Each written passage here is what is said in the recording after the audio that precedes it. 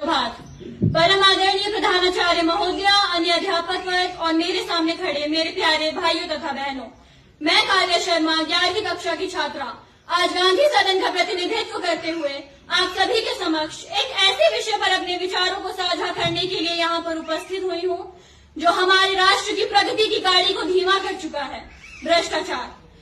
वही भ्रष्टाचार जो हमारे देश के विकास की राह में बाधा बन चुका है। मैं आशा करती हूँ कि आप सभी मेरे विचारों को ध्यानपूर्वक सुनेंगे व मुझसे हुई गलतियों को भी क्षमा करेंगे। भ्रष्टाचार है क्या?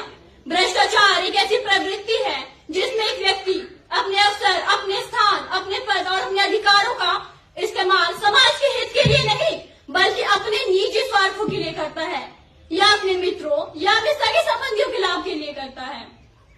भ्रष्टाचार एक ऐसी बीमारी है जो हमारे समाज को, हमारे शासन को और आम आदमी को खोखला कर चुकी है। अगर मैं अपने राष्ट्र की तुलना एक वृक्ष से करूं तो मेरे परिप्रेक्ष्य में तो भ्रष्टाचार एक ऐसा दीमक है जो इस वृक्ष की जड़ों को धीरे धीरे खा जाएगा। भ्रष्टाचार एक ऐसी बीमारी है जिसमें समाज में गरीब व्यक्ति और गरीब होता जा रहा है और अमीर व्यक्ति और अमीर होता जा रहा है। भ्रष्टाचार के कई पहलू है।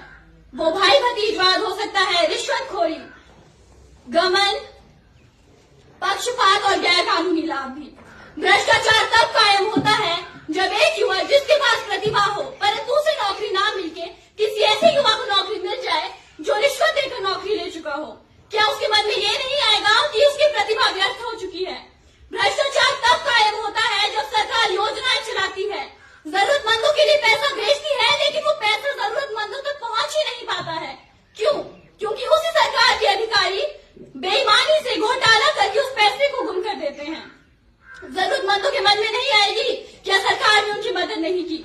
भ्रष्टाचार एक ऐसा दैत्य है जो हमारे समाज के विकास को रोक चुका है, समाज की प्रगति को रोक चुका है, राष्ट्र को खोखला कर चुका है। और हम तो सीना चौड़ा करके कहते हैं कि मेरा देश तरक्की कर रहा है। मेरे साथियों, ये देश तब तक तरक्की नहीं कर पाएगा जब तक हम लोग इस भ्रष्टाचारी रूपी दैत्य से नहीं लड़ जाएंगे। भ्रष्टाचार केवल दूसरों की गलती नहीं है। भ्रष्टाचार को हम तब बढ़ावा देते हैं जब सड़क पर चलते हुए ट्रैफिक पुलिस से बचने के लिए चुपके से 100-200 रुपए पकड़ा देते हैं। अपने नैतिक नियमों का उल्लंघन करके हम भी भ्रष्टाचार को बढ़ावा देते हैं। स्कूल की परीक्षाओं में या किसी शिक्षण संस्थान की परीक्षाओं में नकल करके भी हम इसे बढ़ावा दे रहे हैं। भ्रष्टाचार केवल सरकारी दफ्तरों तक ही सीमित नहीं रह चुका है, ये आज कई नए पहलुओं में हमारे चारों ओर उपस्थित है। हम सभी चाहते हैं कि हमारा राष्ट्र भारत एक ऐसा राष्ट्र बने जो कि अपने नैतिक नियमों से परिपूर्ण हो, जिसका विकास एक विकासशील देश बने। परंतु ये बदलाव कोई खुद में नहीं लाना चाहता है। सब मना करते हैं भ्रष्टाचार को, सब विरोध करते हैं इसका। लेकिन अगर इसी भ्रष्टाचार से किसी को नौकरी मिल जाए या किसी का अपना काम जल्दी हो जाए तो कोई इसे मना नहीं करेगा, सब भ्रष्टाचार को बढ़ावा देंगे। अंत में अपनी वाणी को विराम देने से पूर्व मैं बस इतना ही कहना चाहूंगी कि अगर हम सच में इस भ्रष्टाचार रूपी दैत्य से लड़ना चाहते हैं तो हमें बेईमानी से मुंह मोड़ लेना होगा, रिश्वतखोरी का विरोध करना होगा, ईमानदारी को अपनी आदत बनाना होगा और अपने देश के लिए मैं क्या कर सकती हूँ इस चीज पर जोर देना होगा। धन्यवाद। जय हिंद, जय भारत।